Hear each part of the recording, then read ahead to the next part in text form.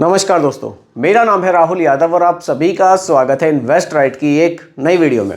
आशा करता हूं आप सभी लोग कुशल मंगल होंगे। दोस्तों, आज की वीडियो का टॉपिक है आप लोगों के द्वारा भेजे हुए कमेंट्स। जी हां, आप लोगों ने काफ़ी कमेंट्स मुझे किए हुए हैं। इस चीज़ को लेकर काफ़ी लोगों की शिकायतें भी आ रही थी कि सर कमेंट्स पर वीडियो बनाइए, जल्दी जल्दी कमेंट्स पर ही वीडियो बनाइए। तो आज की वीडियो में कुछ इंपॉर्टेंट कमेंट्स मैंने यहाँ रखे हैं। देखिए, कमेंट्स में मैक्सिमम वो पिक्स करने की कोशिश करता हूँ जो काफ़ी लोगों से संबंधित होते हैं, काफ़ी लोगों से जुड़े हुए होते हैं। क्योंकि जो कन्फ्यूज़न हमारे मन में होता है ना, वो काफ़ी हद तक मैं देखता हूँ कि एक ही तरह के कन्फ्यूज़न लोगों के मन में घूमते रहते हैं। तो वीडियो को आप बहुत ही ध्यान से देखिएगा, चाहे आपने कमेंट ना भी किया हो। अगर आप निवेश कर रहे हैं या फिर निवेश करना चाहते हैं तो वीडियो आपके लिए बहुत ही ज़्यादा इन्फॉर्मेटिव ये हो जाती है। चलिए स्टार्ट करते हैं। देखिए, पहला जो कमेंट है ये हमारे चैनल के मेंबर हैं, इनका कमेंट मैंने रखा है। इन सर का जो कमेंट है थोड़ा सा कंफ्यूजिंग है। मैं वीडियो के माध्यम से सर को ये कहना चाहूँगा। देखिए, इन सर का कहना था कि मैं मेंबर हूँ आपका, आप रिप्लाई नहीं दे रहे हैं। सर देखिए, ऐसा नहीं है, रिप्लाई मैं आपको दे रहा हूँ, लेकिन आपका जो कमेंट है थोड़ा सा कंफ्यूजिंग है। इन सर का कहना है कि आप मुझे पोर्टफोलियो बताइए, लेकिन ये अपना जो अमाउंट है वो मुझे नहीं बता पाया अभी तक कि कितना पैसा इनको लमसम करना है या फिर एसआईपी करनी है। सर आप प्लीज़ मुझे कमेंट में बताइएगा, आपको अगर एसआईपी करनी है तो कितने की करनी है, लमसम करना है तो कितने का करना है, कितने समय के लिए करना है। तो शायद मैं कोशिश करूँगा आपके लिए एक सही पोर्टफोलियो बताने की, आपको मैं अपनी तरफ से यहाँ पूरी कोशिश करूँगा। ठीक है सर, इसलिए मैंने आपका कमेंट रखा है क्योंकि आप मुझे कह रहे थे कि आप मेरा कमेंट पिक नहीं कर रहे हैं। कमेंट में पिक कर रहा हूँ, लेकिन थोड़ा सा जो आपका सवाल है वो आप क्लियरली मुझे भेजिएगा। ठीक है सर। अगला कमेंट है, ये अरुणाचल प्रदेश से कमेंट आया है। इनका कहना है कि एसआईपी करना चाहते हैं 5 साल के लिए, कौन से फंड में इन्वेस्ट करना चाहिए। साथ ही साथ 5 साल के लिए ही ये 5 लाख रुपए का लमसम भी करना चाहते हैं। 5 साल में देखिए ड्यूरेशन थोड़ी सी आपकी कम है। देखिए, 5 साल का जो हमारा समय है म्यूचुअल फंड में निवेश के लिए, थोड़ा सा मुझे लगता है कि रिस्की हो सकता है। अगर आपका कोई ऐसा गोल है जो बिल्कुल फिक्स है कि 5 साल बाद आपको वहाँ पैसा चाहिए ही चाहिए, आपको बिल्कुल गुंजाइश नहीं है रुकने की, तो आप कोशिश कीजिएगा डेट फंड्स में निवेश करने की। देखिए, डेट फंड्स में निवेश करने का बेनिफिट ये होता है कि आपको थोड़े से जो रिटर्न्स है ना बैंक के मुकाबले एक्स्ट्रा मिल जाएंगे, लेकिन आपको जो रिस्क है वो यहाँ कम रहेगा। लेकिन अगर आपका फाइनेंशियल गोल है जिसके लिए आपने 5 साल की मुझे ड्यूरेशन बताई है, थोड़ा सा समय आप 19-20 कर सकते हैं, थोड़ा सा बढ़ा सकते हैं, क्योंकि हो सकता है कि मार्केट उस समय पर गिर जाए, आपको मार्केट के उठने का थोड़ा सा वेट करना पड़ सकता है। अगर ऐसी कुछ है तो फिर आप थोड़ा सा कोशिश कीजिएगा, आप हाइब्रिड फंड्स की तरफ जा सकते हैं। अब हाइब्रिड फंड्स में क्या होगा, आपका पैसा डेट में भी निवेश रहेगा और कुछ पैसा आपका इक्विटी में भी निवेश रहेगा। एक कैटेगरी आपके लिए ये हो सकती है। अगर आप थोड़ा सा और रिस्क लेना चाहते हैं तो हाइब्रिड कैटेगरी में ही एग्रेसिव हाइब्रिड फंड्स आ जाएंगे। वहाँ आपका ज़्यादा पैसा इक्विटी में रहेगा और एक पोर्शन आपके पैसे का डेट में रहेगा। अगर थोड़ा सा और रिस्क लेना चाहते हैं तब आप निफ्टी 50 इंडेक्स फंड में निवेश कर सकते हैं। यहाँ आपका पैसा इंडिया की टॉप 50 कंपनियों में निवेश किया जाएगा। थोड़ा सा रिस्क और लेना चाहते हैं, नेक्स्ट 50 के साथ जा सकते हैं। इस तरह से जैसे जैसे आप अपने रिस्क टॉलरेंस को बढ़ाएंगे, ये म्यूचुअल फंड्स आप अपने हिसाब से सिलेक्ट कर पाएंगे। ड्यूरेशन जो आपकी 5 साल की है, अगर जैसे कि मैंने आपको बताया, अगर गोल फिक्स है तो आप डेट फंड्स में निवेश कीजिए। 19-20 कर सकते हैं थोड़ा सा, तो आप इक्विटी म्यूचुअल फंड्स में या फिर आप हाइब्रिड फंड्स को भी देख सकते हैं। उसके हिसाब से आप निवेश अपना कर सकते हैं। अभी भी कोई कन्फ्यूज़न हो दोबारा कमेंट कीजिएगा, कोशिश करेंगे आपके कमेंट का रिप्लाई करने की। ठीक है सर, आगे बढ़ते हैं। अगला जो कमेंट है, इन सर का कहना है कि ये कमेंट मुझे कई बार कर चुके हैं। ठीक है सर, सवाल पर आते हैं। इनका कहना है कि 10,000 का एसआईपी करना है 13 साल के लिए। ठीक है सर, ड्यूरेशन आपकी सही है। इनका कहना है कि ज़्यादा रिस्क नहीं ले पाएंगे। देखिए सर, ड्यूरेशन आपकी बहुत बढ़िया है, एसआईपी का अमाउंट आपका बहुत अच्छा है। ज़्यादा रिस्क लेने से जो आपका मतलब है, मैं समझ रहा हूँ कि आप रिस्क में पैसे को निवेश नहीं करना चाहते, क्योंकि 13 साल बाद आपको बच्चों की शादी के लिए पैसा चाहिए। देखिए सर, थोड़ा सा रिस्क कोशिश कीजिए लेने की, बहुत ज़्यादा नहीं। अगर आप थोड़ा सा रिस्क लेके इक्विटी म्यूचुअल फंड्स में निवेश करेंगे, ड्यूरेशन आपकी अच्छी है, तो आपको अच्छे रिटर्न्स मिल सकते हैं। अगर आपको लगता है कि नहीं मुझे बिल्कुल भी रिस्क नहीं लेना है, तो जैसा कि मैंने पिछले कमेंट में डिस्कस किया, आप उसके हिसाब से अपने लिए फ़ंड चूज़ कर सकते हैं। लेकिन अगर थोड़ा सा रिस्क आप ले सकते हैं, देखिए ड्यूरेशन आपकी अच्छी है, 13 साल की ड्यूरेशन में जो रिस्क है वो आपका घटता चला जाएगा, रिटर्न्स आपको अच्छे मिलेंगे। म्यूचुअल फंड में निवेश करने का बेनिफिट तभी है जब हम यहाँ से अच्छे रिटर्न्स बनाएं, नहीं तो आप बैंक में, पोस्ट ऑफिस में आरडी वगैरह का भी जो ऑप्शन है वो भी चूज़ कर सकते हैं। म्यूचुअल फंड में आने का मतलब ही यही है कि हाँ, मैं मार्केट का थोड़ा सा जोखिम लेने के लिए तैयार हूँ और मुझे रिटर्न्स जो है थोड़े से बेटर चाहिए। ठीक है सर। देखिए, बहुत ज़्यादा रिस्क की बात नहीं करूँगा, अगर थोड़ा सा रिस्क आप ले सकते हैं, आपकी जो SIP है 10,000 की है, आप छोटा सा अमाउंट स्मॉल कैप में ज़रूर रखिएगा। स्मॉल कैप, बहुत ज़्यादा भी नहीं रखेंगे, अगर आप 2,000 भी रखते हैं तो भी सफिशेंट है, 13 साल की ड्यूरेशन है, अच्छे रिटर्न्स आपको स्मॉल कैप से मिल सकते हैं। ठीक है। एक कैटेगरी आपके लिए जो आपको सूट करेगी वो करेगी sir flexi cap. Flexi cap में आप कौन सा फंड रख सकते हैं? आप पराग पारिक को देख सकते हैं, उसमें ज़्यादा एक्सपोजर पैसे का लार्ज कैप में ही रहता है।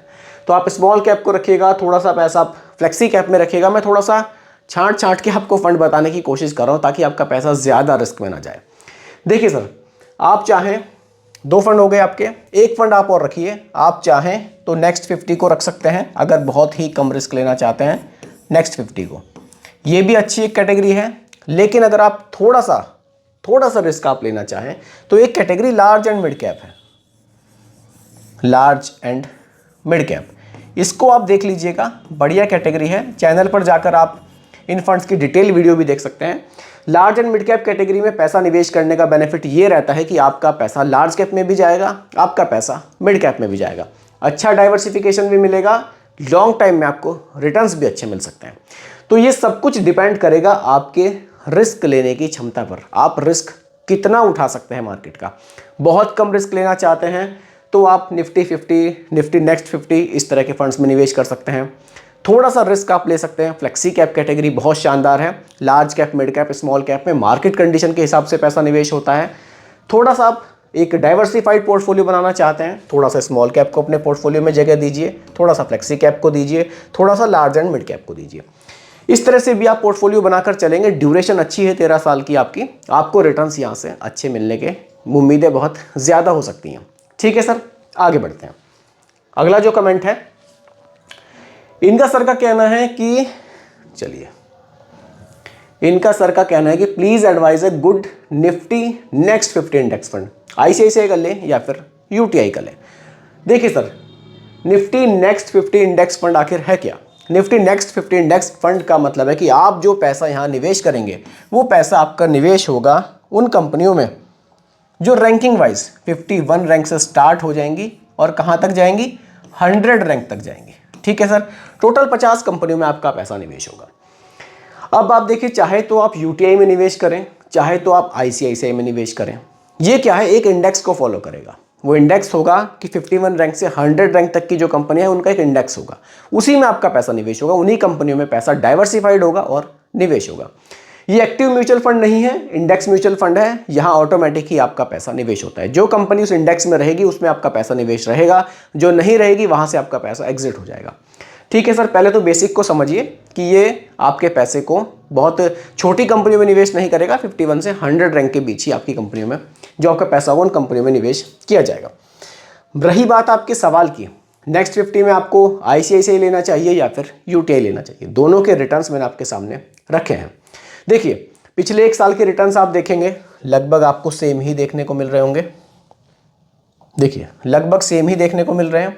अगर आप 3 साल के देखें लगभग सेम ही देखने को मिल रहे हैं, 5 साल के देखें लगभग सेम ही देखने को मिल रहे हैं। सिंस इंसेप्शन में थोड़ा सा डिफरेंस है, बहुत ज़्यादा उसमें भी नहीं है।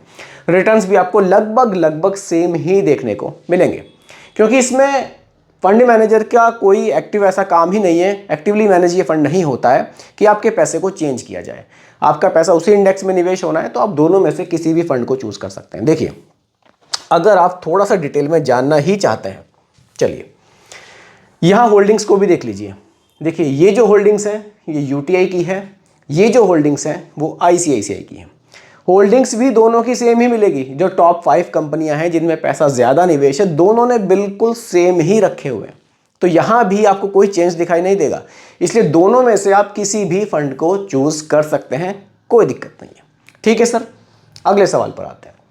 अगला जो सवाल है, नमस्कार sir, Motilal Oswal mid cap और HDFC मिड कैप में से कौन सा बढ़िया रहेगा? इन्होंने एक पोर्टफोलियो बनाया हुआ है। स्मॉल कैप में 2000 का निवेश है, फ्लेक्सी कैप में 2000 का निवेश है, मिड कैप में कंफ्यूजन है। 15 साल की ड्यूरेशन है और 1500 रुपये का इनको निवेश करना है। अच्छा पोर्टफोलियो है सर, अच्छा कमेंट है आपका। देखिए, यहाँ दोनों फंड्स मैं आपके सामने रखता हूँ। पहले HDFC मिड कैप को देखिए, पिछले जो 3 साल में रिटर्न्स हैं 26% के हैं, पिछले 5 साल में जो रिटर्न्स हैं 28.9% के हैं। इधर आप मोतीलाल ओसवाल को देख सकते हैं, पिछले जो 3 साल में रिटर्न्स हैं 33.4% के हैं, पिछले 5 साल में जो रिटर्न्स हैं वो 33% के हैं। तो ये एक डिफरेंस आपको यहाँ देखने को मिलता है। ध्यान से देखिए, रिटर्न्स में थोड़ा सा डिफरेंस है, यहाँ 26% के हैं पिछले 3 साल में HDFC में, और यहाँ 33% के हैं मोतीलाल ओसवाल में। ठीक वही डिफरेंस आपको 5 साल में भी देखने को मिलता है। पिछले 1 साल में भी देखेंगे तो भी आपको डिफरेंस काफ़ी ज़्यादा देखने को मिलेगा। अब मोतीलाल ओसवाल की जो रिटर्न्स हैं वो हमें ज़्यादा देखने को मिल रहे हैं, इसके पीछे क्या कारण है उस पर भी बात करेंगे। देखिए, कारण होता है फंड मैनेजर किस तरह से आपके पैसे को मैनेज कर रहे हैं, किस तरह से वो आपके पैसे को मार्केट में निवेश कर रहे हैं। बहुत रिस्क लेकर निवेश कर रहे हैं या फिर वो कुछ ऐसी कंपनी में निवेश कर रहे हैं जिनमें लॉन्ग टाइम में हमें ग्रोथ मिल सकती है। देखिए, इन सब चीज़ों पर डिपेंड करता है कि रिटर्न्स हमारे कैसे बन रहे हैं। लेकिन मिड कैप कैटेगरी में फिलहाल में मोतीलाल ओसवाल की जो परफॉर्मेंस है वो वाकई बहुत शानदार हमें देखने को मिल रही है। आप यहाँ डाइवर्सिफिकेशन देखिए, इक्विटी में 97.6% का निवेश है, जिसमें से मिड कैप में 71.9% है। वहीं अगर आप HDFC में देखेंगे तो मिड कैप में 66.6% का निवेश है। यहाँ मिड कैप स्टॉक्स में निवेश हमें मोतीलाल ओसवाल में ज़्यादा देखने को मिलता है। लार्ज कैप में 23.8 है और यहाँ 7.9 है। HDFC में 17.6% का निवेश हमें देखने को मिलता है, जबकि मोतीलाल में हमें स्मॉल कैप में जो निवेश है वो केवल 1.9% का देखने को मिलता है। तो डाइवर्सिफिकेशन के हिसाब से भी देखेंगे तो मोतीलाल ओसवाल के जो पोर्टफोलियो है वो हमें काफ़ी शानदार देखने को मिल जाता है। अगर आप टॉप की होल्डिंग्स देखें, या मोतीलाल ओसवाल की होल्डिंग्स हैं, कोफोर्ज है, कल्याण ज्वेलर्स है, पॉली कैब है, जियो फाइनेंस है, इस तरह की होल्डिंग्स हैं। इन स्टॉक्स में पैसा ज़्यादा निवेश है। वहीं अगर आप HDFC की होल्डिंग्स देखना चाहें, मैक्स फाइनेंशियल सर्विसेज है, इंडियन होटल्स है, द फेडरल बैंक है, IPCA लेबोरेटरीज है और कोफोर्ज लिमिटेड है। देखिए, ये स्टॉक आपको दोनों में ही कॉमन देखने को यहाँ मिल रहा है। तो होल्डिंग्स कुछ ये हमें देखने को मिल जाती हैं। बाकी रिटर्न्स भी आपने देखें, रिटर्न्स में भी काफ़ी डिफरेंस हमें देखने को मिल रहा है। तो रिटर्न्स को देखकर लग रहा है कि हाँ, मोतीलाल ओसवाल का जो फंड है उसकी परफॉर्मेंस अभी के टाइम में HDFC से हमें बेटर देखने को मिल रही है। लेकिन अगर आप लॉन्ग टाइम में देखेंगे, पिछले 10 साल का आप औसत देखेंगे, तो ऐसा नहीं है कि HDFC mid cap opportunity funds के रिटर्न्स अच्छे नहीं हैं। रिटर्न्स उसके भी बहुत शानदार हमें देखने को मिले हैं। तो ये देखिए, टोटली आप पर डिपेंड करेगा कि आप किस फंड के साथ जाना चाहेंगे। दोनों की होल्डिंग्स, दोनों के रिटर्न्स मैंने आपके सामने रख दिए हैं। देखिए, दोनों का डाइवर्सिफिकेशन भी मैंने आपके सामने रखा है कि कौन किस कैटेगरी में कितना निवेश कर रहा है। तो फंड दोनों बढ़िया है, आप किसी भी फंड को चूज कर सकते हैं अपने रिस्क टॉलरेंस को देखते हुए। ड्यूरेशन आपकी बढ़िया है, लॉन्ग टाइम में आपको दोनों फंड से ही शानदार रिटर्न्स मिल सकते हैं। तो दोस्तों, यही आज की वीडियो में मैंने कुछ कमेंट्स आप लोगों के लिए रखे थे। उम्मीद करता हूं कि वीडियो आपको काफ़ी पसंद आई होगी। बाकी दोस्तों, ये मेरी तरफ से या हमारे चैनल की तरफ से किसी भी तरह की रिकमेंडेशन आप लोगों के लिए नहीं है। ये केवल एजुकेशनल पर्पस वीडियो आप लोगों के लिए बनाई गई है। उम्मीद करता हूँ वीडियो अच्छी लगी होगी, पसंद आई हो, लाइक शेयर ज़रूर कीजिएगा, और मेरे चैनल पर अगर आप नए हैं इसको भी सब्सक्राइब आप ज़रूर कीजिएगा। धन्यवाद।